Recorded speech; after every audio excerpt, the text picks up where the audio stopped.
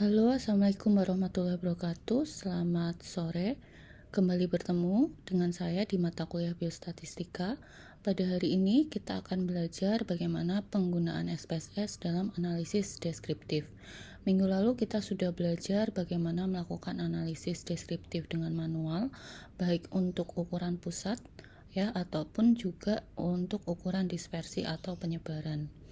Sebelum jauh ke analisis deskriptif dengan SPSS, kita belajar dulu bagaimana melakukan import data dari Excel dan juga membuat variabel baru dari menu atau jendela variable view. Kita punya dua jendela utama. Yang pertama ada data view, yang kedua ada variable view. Oke, kita lihat dulu cara pertama untuk import variabel, import data dengan data Excel yang kita punya. Kita sudah memiliki Excel data ya. Kita tulis di sini nama filenya adalah set data latihan. Kita open, kita tunggu sebentar. Nah, kita sudah muncul. Kita pastikan bahwa read variable names from first row data itu kita baca sebagai variabel ya. Jadi kita punya variabel nama, jenis kelamin sampai dengan sarapan. Begitu, kemudian kita klik OK. Kita tunggu sebentar. Ya, sudah muncul di sini di data view. Itu adalah set data tadi yang sudah kita pindahkan, kita impor ke dalam aplikasi SPSS. Kita lihat di sini ada nama, jenis kelamin dan seterusnya. Kita kembali ke variable view. Di jendela variable view ini kita bisa mengoreksi apa-apa yang masih belum sesuai. Di sini kita lihat untuk variabel nama tipenya adalah string. Kita lihat ya, di sini ada beberapa tipe data. Ini sudah sesuai. Untuk nama tipe datanya adalah string. String itu adalah tipe data yang kita gunakan ketika variabelnya dalam bentuk karakter huruf. Ya, jadi sudah sesuai. Kemudian measure-nya atau skala ukurnya nominal sudah sesuai. Jenis kelamin di sini tulisannya adalah tipe datanya adalah numerik. Kita lihat di data view ya, jenis kelamin ada 1212 dan itu adalah numerik. Nah, numerik di sini adalah pengkategorian. Kenapa kok numerik? Jenis kelamin kan tidak mungkin 1 atau 2 gitu ya, pasti ya laki-laki atau perempuan. Nah, berarti peneliti gitu ya dalam hal ini akan mengkategorikan jenis kelamin ya. Jadi jenis kelamin 1 kita tulis di sini laki-laki, 2 kita tulis perempuan. Kita klik OK. Oke, sudah ya. Kemudian skala ukurnya nominal sudah betul. Oke, nah di sini ada label ya. Teman-teman, dalam penamaan variabel itu tidak bisa dituliskan atau menggunakan spasi. Jadi jenis kelamin ini boleh saya ganti dengan JK. Nah, misalnya teman-teman untuk menghindari kelupaan gitu ya, kealpaan atau kelupaan JK itu apa ya, maka bisa teman-teman berikan label atau keterangan JK itu adalah jenis kelamin dan seterusnya. Misalnya ini saya rubah nilai statistik dengan NS. Kemudian nama belajar di sini kita rubah menjadi LBS, lama belajar statistik dan seterusnya. Begitu ya. Untuk sarapan kita lihat di sini sama juga ya, jadi menggunakan kode 1212 sama juga LBS, lama itu 1212. Kita berikan values dulu untuk sarapan. 1 itu adalah kita buat kategori 1 ya sarapan, kemudian kita tulis 2 itu adalah tidak sarapan. Oke, boleh. Nah, kita lihat ya, langsung di sini berubah menjadi ya sarapan, tidak sarapan. Kalau di SPSS teman-teman masih dalam bentuk angka 1212, maka teman-teman bisa melihat dulu, memastikan di view, kemudian value labelsnya itu sudah terchecklist. Kalau belum, misalnya seperti ini ya, saya hilangkan checklistnya, maka akan kembali ke coding tadi 1212. Maka bisa kita kembalikan ke value labels ya, sudah langsung ya sarapan, tidak sarapan, dan seterusnya. Nah, LBS ini boleh kita kategorikan misalnya ya, lama belajar, misalnya sebagai peneliti ya, saya sampaikan atau saya buat satu itu kurang dari 2 jam misalnya ya, 2 itu lebih dari sama dengan 2 jam, misal seperti ini. Nah ya, seperti ini. Oke, sudah berubah menjadi ada labelnya atau ada values-nya. Oke, kalau sudah, kita bisa melanjutkan analisis deskriptif. Oh ya, kita di sini punya label atau punya variabel berat badan dan tinggi badan. Saya ingin membuat variabel baru IMT, indeks massa tubuh ya. Maka kita bisa membuat variabel baru dengan menghitung dengan bantuan SPSS. Caranya adalah klik transform, kemudian pilih compute variables. Di sini target variables kita tuliskan nama variabel barunya IMT, type and label. Kita klik dulu, kita pilih labelnya adalah indeks massa tubuh dengan tipenya numerik, betul ya, karena dia skala ukurnya adalah rasio. Karena rasio, maka kita pilih yang numerik. Jadi kalau dia rasio dan interval, kita pilih numerik ya. Oke, kita pilih continue. Kemudian numeric expression, ini adalah rumus yang kita butuhkan untuk menghitung IMT. Caranya kita klik ya, kita tahu ya rumus IMT itu berat badan dibagi tinggi badan dalam meter dikuadratkan. Maka kita pilih berat badan, kita masukkan ke numeric expression, kemudian kita bagi tinggi badannya dalam meter, berarti boleh ya saya kalikan 0,01, kemudian dikalikan lagi tinggi badan, masukkan lagi, dikali lagi dengan 0,01, kemudian kita klik OK. Nah, ini sudah tertulis atau langsung membentuk variabel baru, yaitu adalah IMT. Itu ya, langsung terhitung ada IMT 27,3, 4 dan seterusnya. Nah, saya ingin mengkategorikan IMT ini menjadi bentuk ordinal, kategori baru dengan kategori underweight, normal, overweight, dan obesitas. Kita balik lagi ke menu transform. Kita lihat di sini ada 2 menu ya, ada record into same variables, ada record into different variables. Untuk record into same variables berarti saya akan membuat variabel baru dengan menimpa atau menggantikan variabel lama. Sementara record into different variables, saya akan membuat variabel baru dengan mempertahankan variabel lama. Nah, saya ingin variabel berat badan, tinggi badan itu tetap ada gitu ya, tapi membuat variabel kategori baru. Maka saya pilih record into different variable. Oke, nah kita berarti pilih indeks massa tubuh. Kita mau mempertahankan ya, bukan mempertahankan BBTB, tapi saya koreksi, mempertahankan variabel IMT tetap ada. Nah, outputnya, sebelum ke output, maka kita pilih old and new values dulu. Ini old value-nya itu adalah range ya, atau angka atau kategorinya itu mau bagaimana, atau dikatakan IMT underweight itu ketika nilainya berapa gitu. Nah, kita tahu bahwa underweight itu adalah ketika nilai IMT-nya kurang dari 18,5. Nah, kemudian new value kita bisa tulis 1 ini adalah value yang akan kita beri label. Jadi 1 itu adalah underweight. Oke.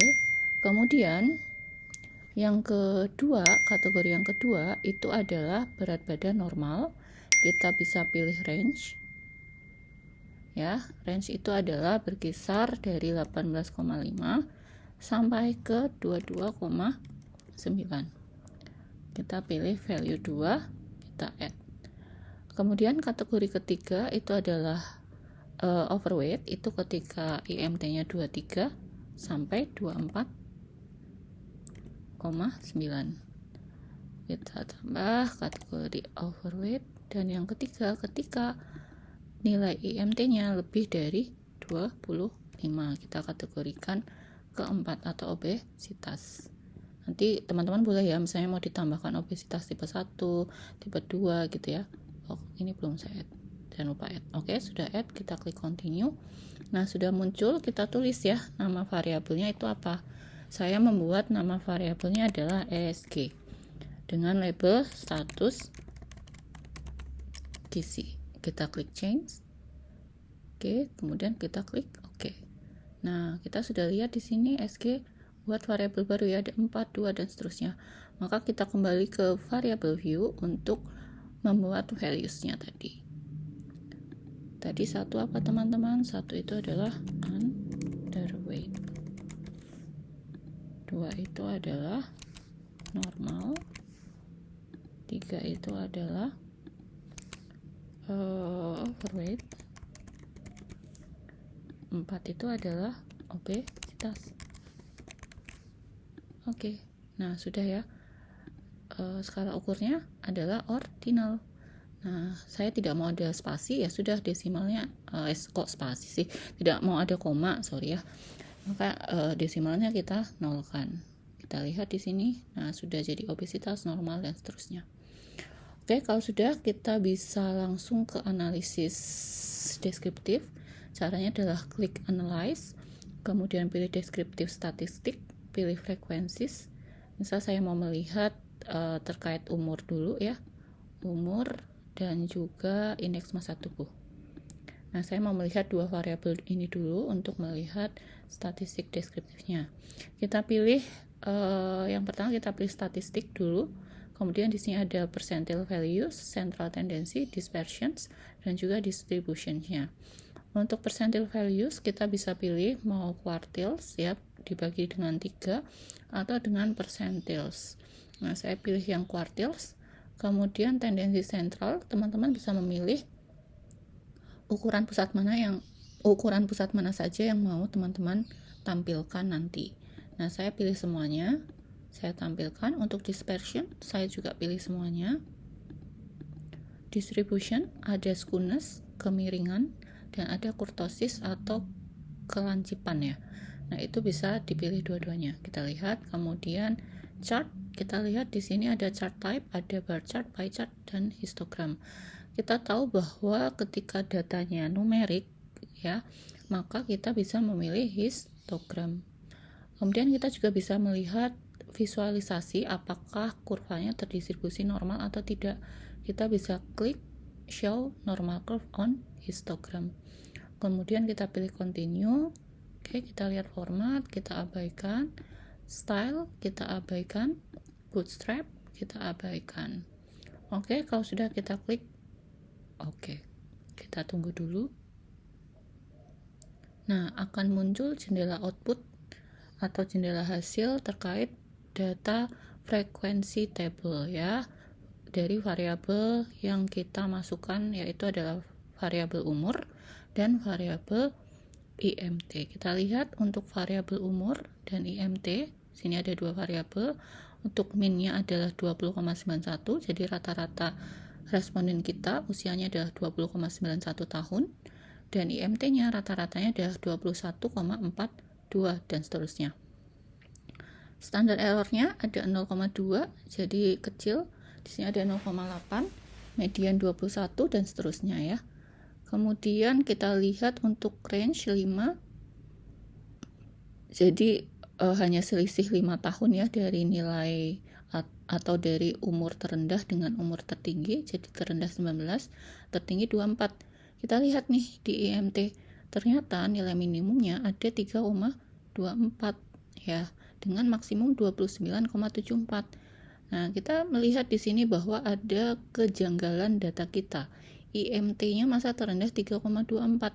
Berarti patut kita curigai bahwa ada kesalahan data ya. Ini adalah outlier. Dan nilai yang sangat ekstrim. gitu. Nah, berarti nanti perlu kita cek gitu ya terkait data yang kemungkinan salah. Nah, untuk histogram kita lihat di sini kurvanya ini antara masing-masing variabel tadi, umur. Nah, IMT tadi kita lihat ada ada outlier ya, atau nilai ekstrim, pencilan. Nah, kita bisa lihat memastikan dengan box plot. Kita tahu ya, box plot fungsinya juga bisa melihat variabel yang kemungkinan ada data-data yang nilainya ekstrim.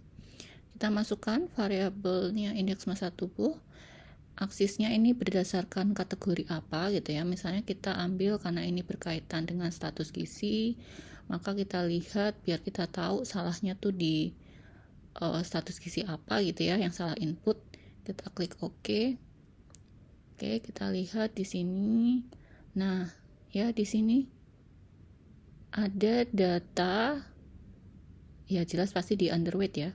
Di underweight di sini ada 3, ya. Nah, ada nilai outlier di 1 di sini. Ya, yang nilai bintang ini. Maka kita bisa lihat kembali ke data awal. Kita lihat di sini untuk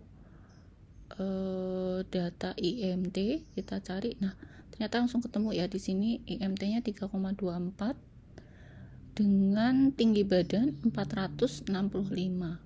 Nah, ini salah ketik, harusnya 165. Nah, ya. Nah, kita misalnya mengganti ya. Oke, 165. Nah, di sini IMT-nya kan masih belum terganti secara otomatis. Berarti kita perlu merubahnya dulu.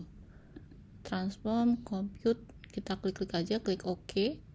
Nah, change existing variables, kita pilih OK.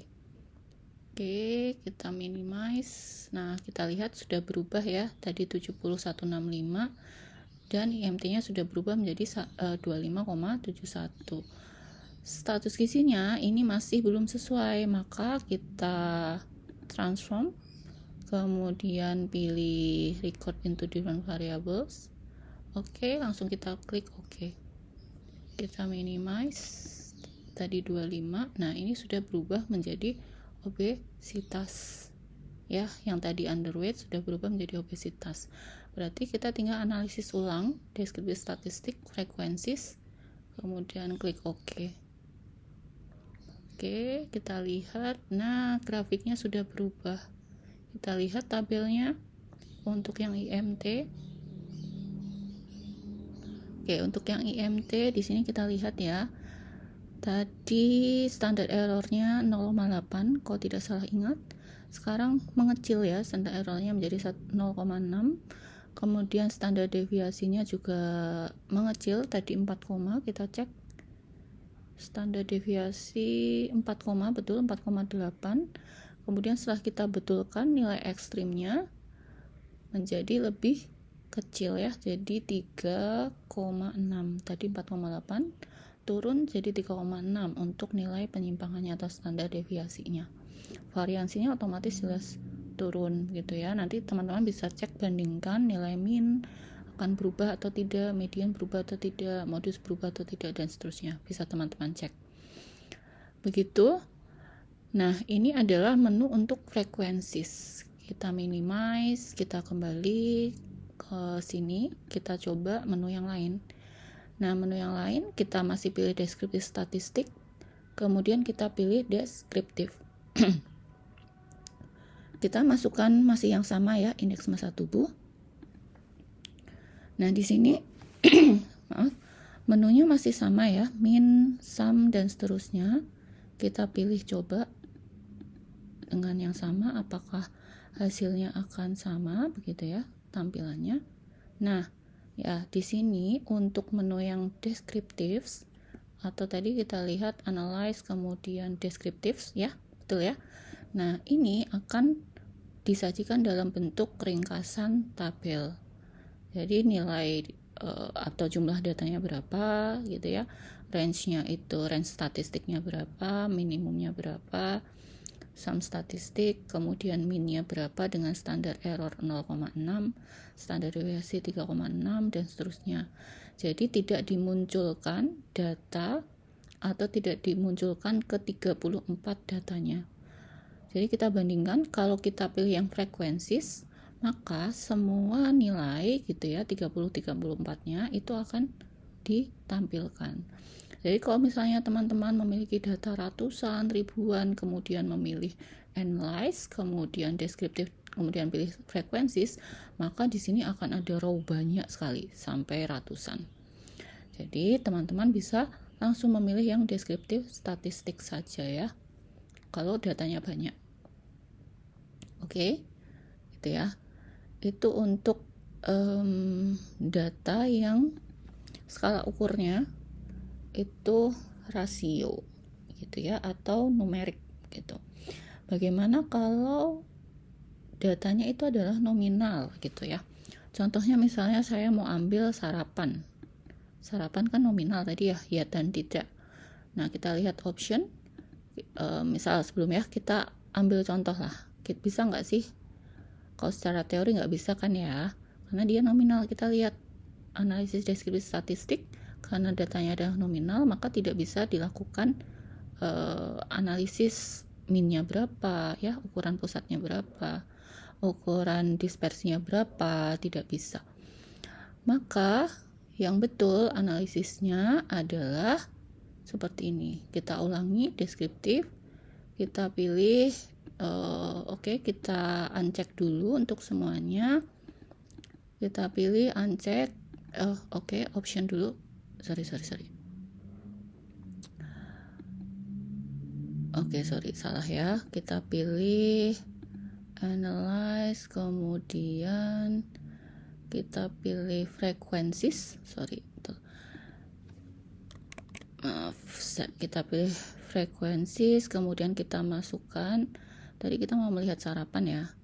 Sarapan kita masukkan ke sini, kemudian pilih statistik. Nah, ini yang di-uncheck ya. Kita uncheck. Karena kita kan nggak butuh ini kan. Nggak butuh ini ya, tapi kita butuhnya adalah chartnya ya. Tadi histogram kan tidak bisa untuk data yang kategorikal, maka kita bisa pilih pie chart misalnya ya. Nah, kita chart valuesnya kita pilih percentage. Jadi saya butuhnya tidak hanya frekuensi tapi persentasenya. Kita pilih oke. Nah, muncul ya di sini. Kita klik 2 kali, kemudian kita munculkan labelnya. Nah, ini sudah muncul labelnya di sini ya, 47,06 untuk yang tidak sarapan, dan yang sarapan 52,94. Nah, begini ya, sudah muncul labelnya. Nanti teman-teman tinggal di-copy dan di-pastekan ke file Word teman-teman, atau di screen capture begitu. Itu untuk analisis data yang kategorikal begitu ya. Atau misalnya sekali lagi kita coba yang ini ya, coba yang status gizi. Oke, chartnya masih tetap pie chart. Kita lihat, nah ya, langsung keluar. Kemudian kita klik 2 kali, kemudian kita klik show data labels, kemudian kita close. Ini boleh kita close. Nah, akan muncul bentuknya seperti ini ya. Di sini juga bisa melihat frekuensis dan juga persentasenya. Jadi underweight itu 14,7 dengan kumulatif sekian 14,7, normal 47,1, kumulatif persentasenya adalah 61,8 dan seterusnya. Itu ya. Oh iya, satu lagi. Kita balik lagi ke data yang numerik. Kita tadi sudah histogram, kita bisa juga melihat box plotnya. Stem and leaf ya. Kita bisa klik frekuensis, analyze, kemudian explore ya. Explore, misalnya kita lihat di sini apa tadi ya, IMT Kemudian kita lihat plots. Nah, di plotsnya itu bisa kita pilih deskriptifnya stem and leaf sekalian deh sama histogram. Kita pilih normality plots with test. Kita klik continue, klik OK. Oke, kita lihat di sini untuk IMT bentuknya miring ke kanan ya. Nah, ini juga sama untuk stem and leaf-nya akan miring ke kanan. Begitu ya. Ini udah langsung ditampilkan juga dengan IMT-nya. Oke. Mungkin itu teman-teman untuk analisis deskriptif yang mau saya sampaikan. Kalau ada yang terlewat nanti bisa saya tambahkan di video tambahan atau di sesi kuliah secara tatap muka ya. Oke, mungkin itu saja. Terima kasih atas atensinya. Saya akhiri. Wabillahi taufiq wal hidayah. Wassalamualaikum warahmatullahi wabarakatuh.